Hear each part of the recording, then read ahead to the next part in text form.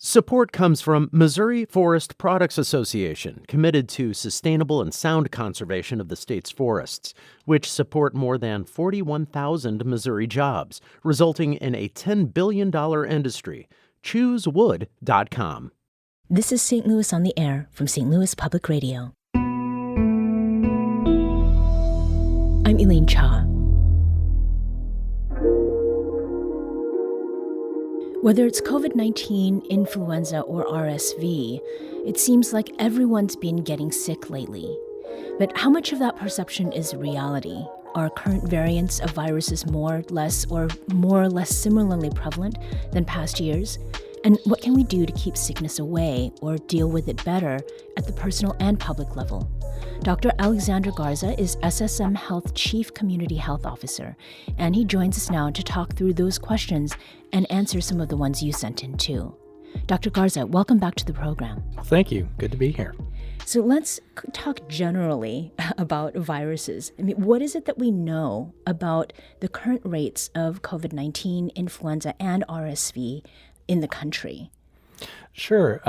They are not doing very badly right now, I would say. So, from each of those individual viruses, they're all starting to come down now. So COVID-19, if you look at the CDC map from across the country, most of those counties are green. There's a few yellows, a few reds. All of that is dependent upon hospitalizations and different things like that. But overall, it's doing pretty well. The influenza counts as well do not seem to be in a very concerning territory right now and seem to have peaked and are starting to come down. And the same thing with RSV. Now, we had a particularly bad season last year with RSV, but it doesn't seem to be nearly as dramatic as it was in years past. And so, again, starting to see some good trends, which means they're starting to come down. So is what we're seeing now, that is it typical for winter virus transmissions? Yeah, pretty much. It's all dependent upon the virus as well. So as I think most people understand, there's particular years where we have bad flu seasons and where the virus is particularly virulent and spread easier. And we see that in people that are sick, come into the hospital, things like that. We thankfully are not having a terrible COVID season or terrible COVID wave, I should say, right now because the virus isn't as virulent as it was in the past. Even though it seems like everybody's getting COVID now, there's fewer people needing to come to the hospital for that. Mm-hmm.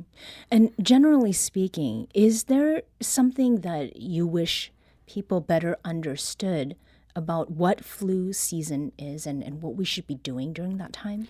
Well, it's really a reiteration of all of those things that we've said really for years now, but I think were particularly prevalent during the COVID, the massive waves during COVID, which are, hey, if you're sick, stay at home, isolate yourself.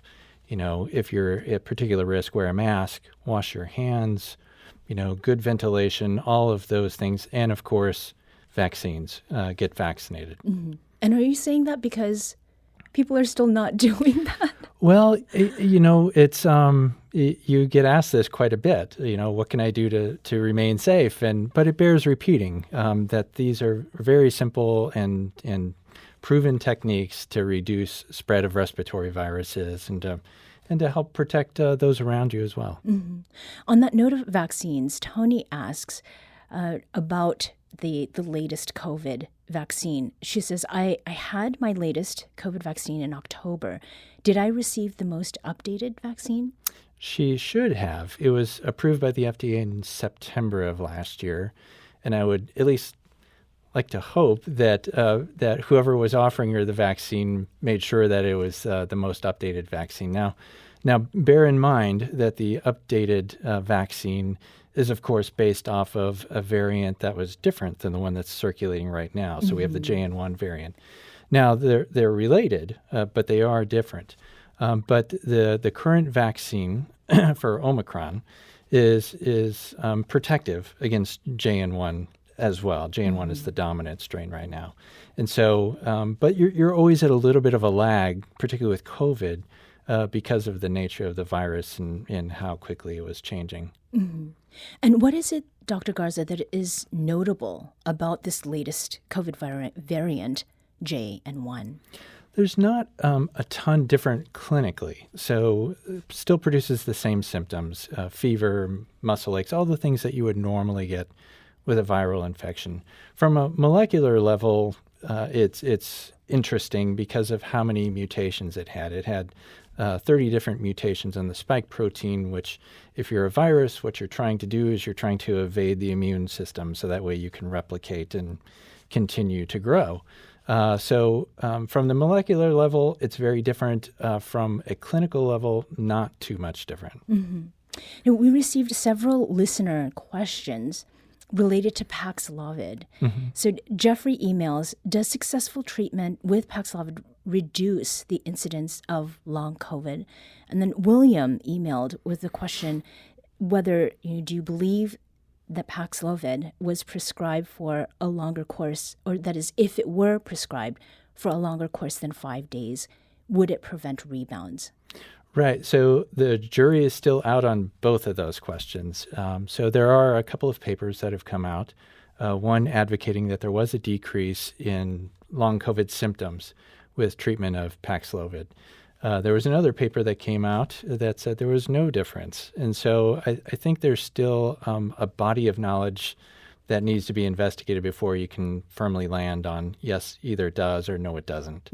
As far as the prolonged treatment, there's still, the jury is out on that as well. So there is some data that says there's no difference in quote-unquote rebound, whether you take Paxlovid or not. But clearly there are symptoms that are rebound.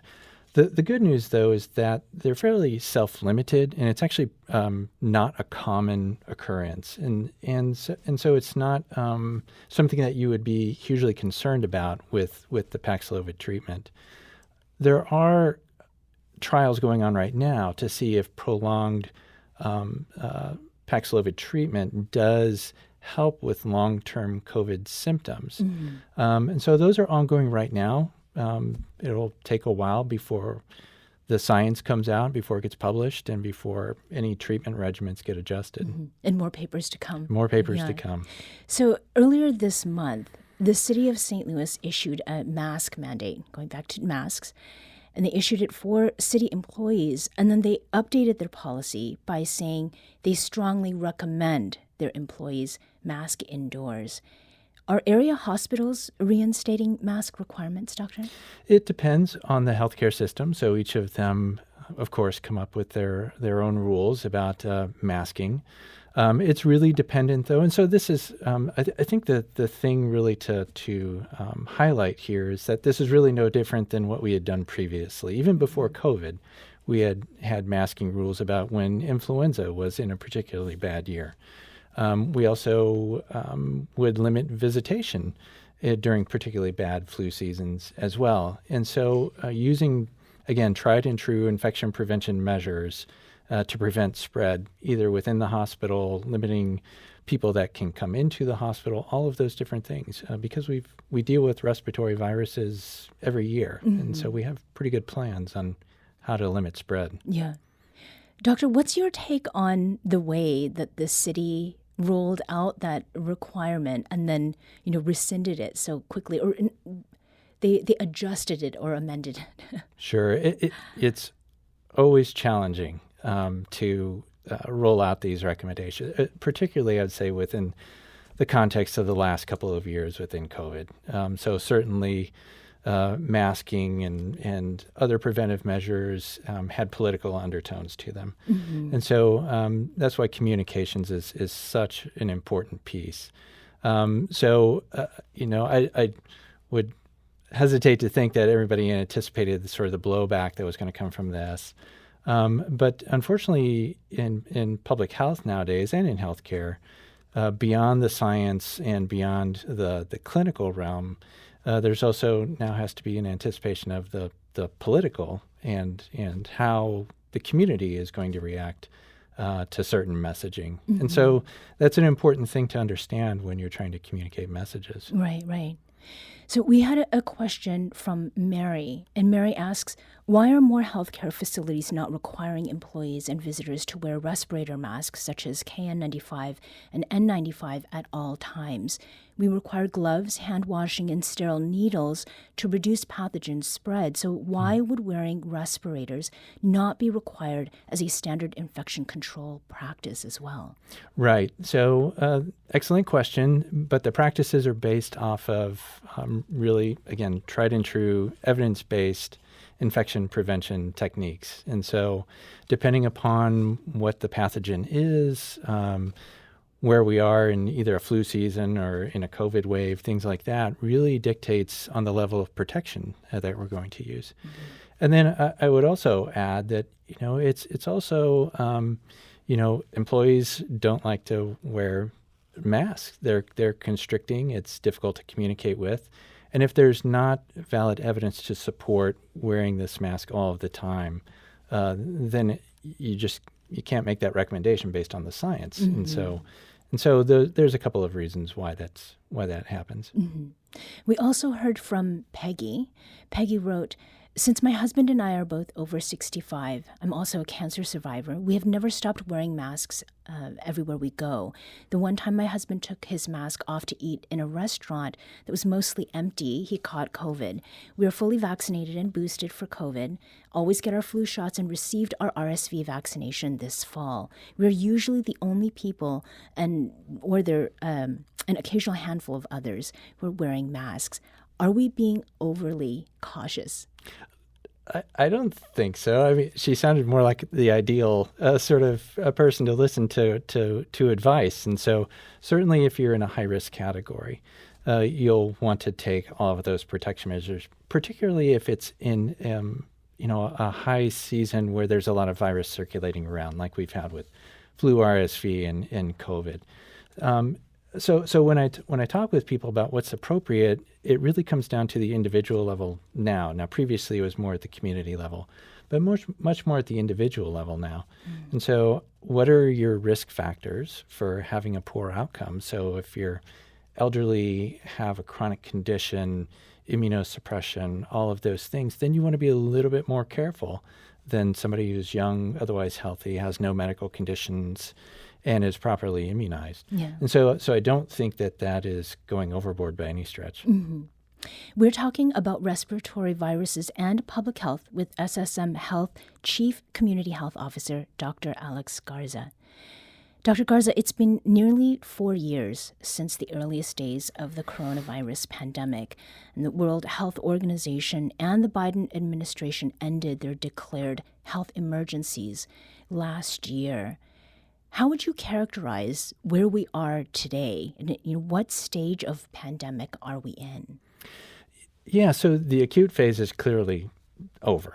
So that meaning taking these dramatic measures in order to prevent spread and in order to decrease the morbidity and mortality from the circulating virus.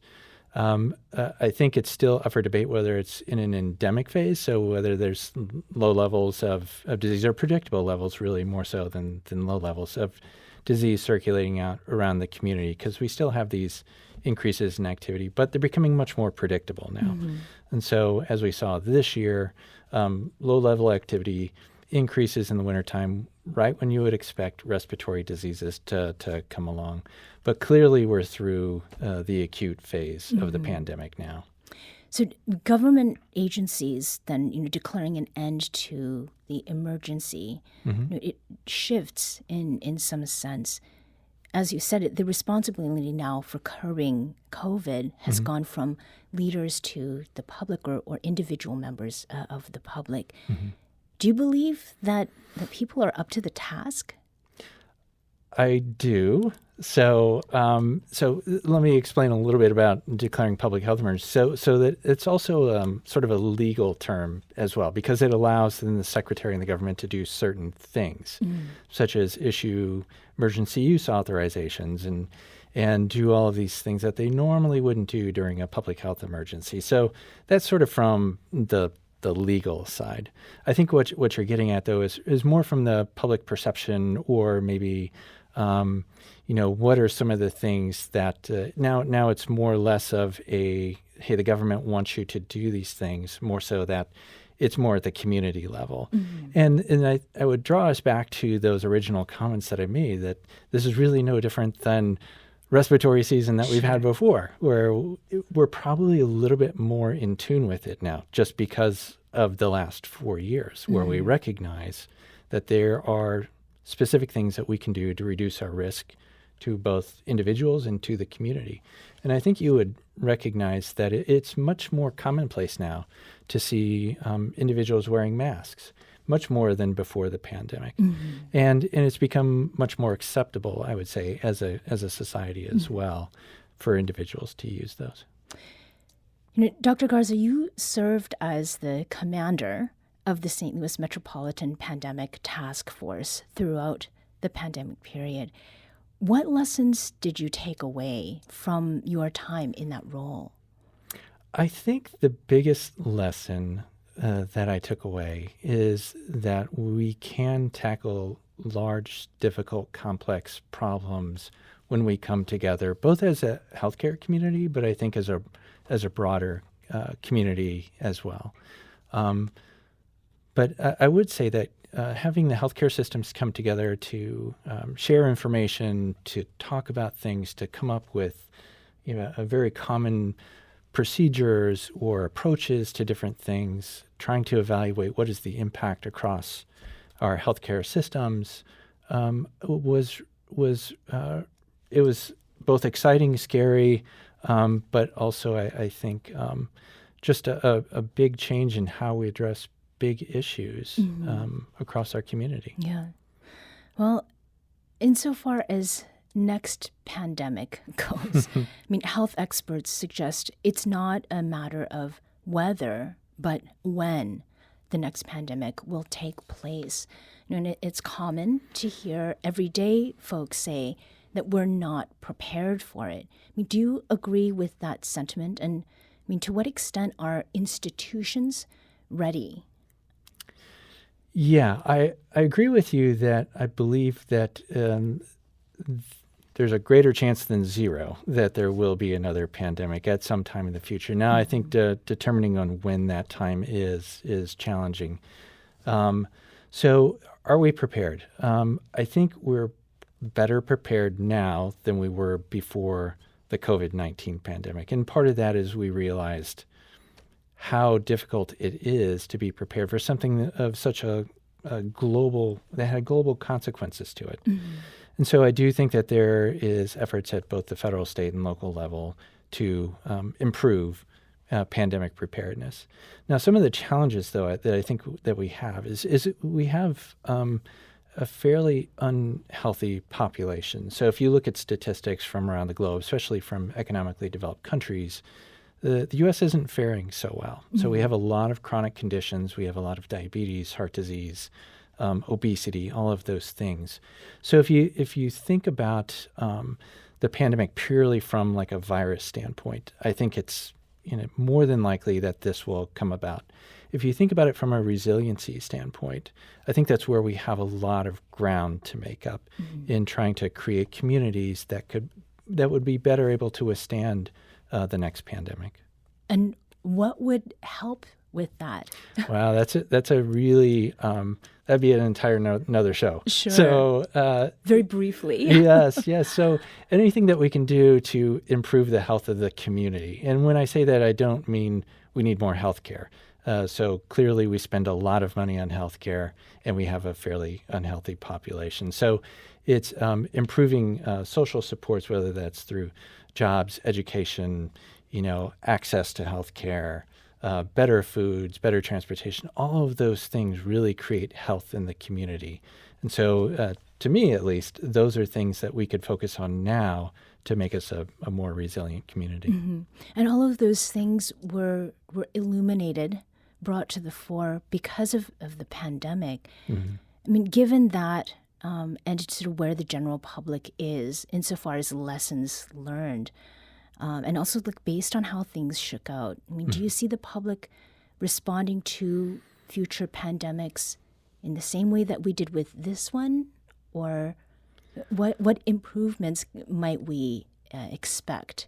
Right. I think there's usually a predilection to dealing with issues in the moment. And so it can be really challenging to do the long game rather than being reactionary to what's in front of you. People have busy lives. There's a million different things that are coming at you. We have global issues that we're dealing with now. And so it's challenging at times to really get us on a path towards being a more healthy community when you're dealing with in the moment issues. So, I don't want to be a complete pessimist, but I do think that it's really challenging to get us on that path to prevention rather than reacting to a disease state. Mm-hmm. I want to go back to something with your title, which Sure. was commander of the St. Louis Metropolitan Pandemic Task Force. And you're a colonel with more than 20 years of service in the U.S. Army Reserves, and you wrote a paper about how St. Louis's healthcare systems used a military decision-making process as a foundational tool to plan against the viral threat. So, it may strike some as like it sounds too militaristic, but Dr. Abib, what do a pandemic and a war have in common? I think they have a tremendous amount in common. This really became apparent to me as we began thinking about how could we address the challenges of something that was so complex and enormous that it could really drive somebody into uncertainty or not being able to understand the breadth of what we were about to get into. And as I began, it actually came to me in a figure. It was what's called an epi curve, and it takes a look at cases and hospitalizations based on the reproductive rate of the virus. And I took a look at it, and then I took a look at what is essentially a military curve for warfare. And they were almost exactly the same. The shape was the same. Mm-hmm. And when I started thinking more and more about it, and started reading more and more, I felt like if you think about warfare is across the continuum. It doesn't just affect the warfighter. It affects a community. There's different issues that you have to be involved in, whether it's communications, political, all of these different things. Clearly, this matched whatever a war could produce. If you think about the totality of what came about in the pandemic, economic slowdown, a lot of political disruption, all of these different things, this was a global issue. And one of the ways that you can sort of cut through all of the clutter is to use a dedicated process. And the one that I found that was most appropriate was the military decision-making process, where it breaks down complexity into definable steps that then we could use in order to develop a plan moving forward. Mm-hmm.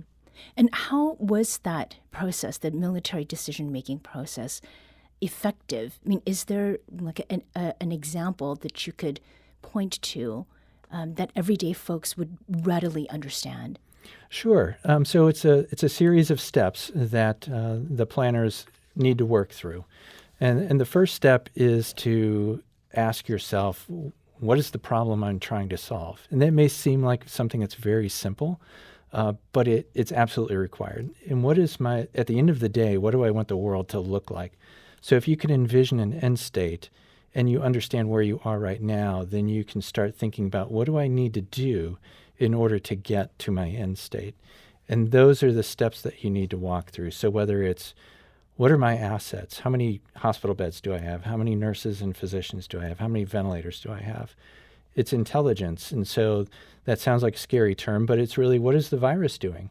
What's its replication rate? How much death is it causing? All of these different things. What are my facts and assumptions? What do I know for sure? What can I assume is going to happen? What are some of the risks I'm willing to tolerate? And then what are some of my constraints? We still operate under a heavy regulated healthcare system. There's things like EMTALA. There's regulatory requirements that we have to meet. And we have to understand all of this if we want to effectuate a solution. And then who are my partners? Public health, big partner. Our elected officials, our business leaders, our communications people, our media. How are these people going to play in this entire operation? Mm-hmm. And at the end of the day, it helps you to think about or to organize all of those things into what's called a course of action. And then the course of action is something that has to be sustainable, it has to be feasible, it has to meet certain requirements in order for it to be a viable path. Mm-hmm. And then, of course, then you need to operate on that. Now, I don't want it to sound like, hey, we came up with this very detailed, triple appendix plan. It was more of a broad concept about this is what we need to be doing. And I'll just quote Michael Hayden, who is the former director of national intelligence, who he made this comment when he was asked about how do you best organize the intelligence community. And he said, it's not about unity of command, it's about unity of effort and autonomy of action. So what he was saying is you need to get everybody moving in the same direction, but allow each of the parts to do what they're really good at, as long as we're moving in the right direction. And that's what I think we could best summarize the work that we did. Mm-hmm. And as our last question here in just a minute or so, as Chief Community Health Officer at SSM Health, what is it that you are focused on right now? Yeah, focused on a lot of things, actually. So we focus a lot on social determinants of health. And so those are the number of things that I talked to you about building a resilient community. So whether that's economic development, food insecurity, housing, all of those different things. We also are screening for the social determinants for our patients, trying to connect them to resources. But there's a whole host of other things in the community that we're working on. No, and I'm sure that we'll be talking about that in the future. Would love to. Dr. Alexander Garza is SSM Health Chief Community Health Officer. Dr. Garza, thank you so much for joining us today. Absolutely. Thanks for having me. This episode was produced by Emily Woodbury. Our executive producer is Alex Hoyer. St. Louis on the Air is a production of St. Louis Public Radio. Understanding starts here. St. Louis on the Air proudly supports local artists by using music from Life Creative Group. Do you find yourself regularly listening to episodes of St. Louis on the Air? Suggest us to a friend you think might enjoy our conversations. And leave us a review and rating on Apple Podcasts on the App Store. It's the simplest way to help people discover our show. Thanks. St. Louis Public Radio is a member-supported service of the University of Missouri St. Louis.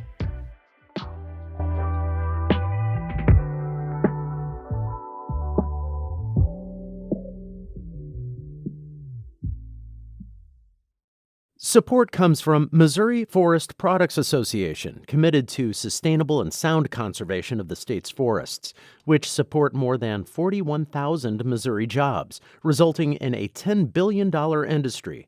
ChooseWood.com.